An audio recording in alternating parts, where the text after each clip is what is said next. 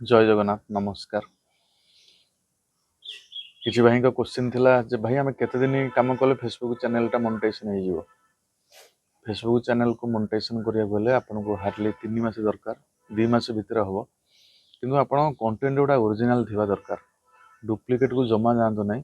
Original content रे काम करिवे, रेगुलर काम करिवे, 3 मास भीतर फेसबुक मोनेटाइजेशन कर दबो। जदि न होउची जदि मो वीडियो देखुछंदी आपन प्रोफाइल पेज लिंक दियंतु मु जाई कि चेक करिवि। अब मु आपन फ्री ऑफ कॉस्ट चैनल टा मोनेटाइजेशन कर देबी। किछि जमा टेंशन नियंतु नै। मु सपोर्ट करिवि। मु आज ओडिया कंटेंट क्रिएटर हिसाब रे ती कहिवि मु आपन चैनल टा को फ्री ऑफ कॉस्ट मोनेटाइजेशन करिवि।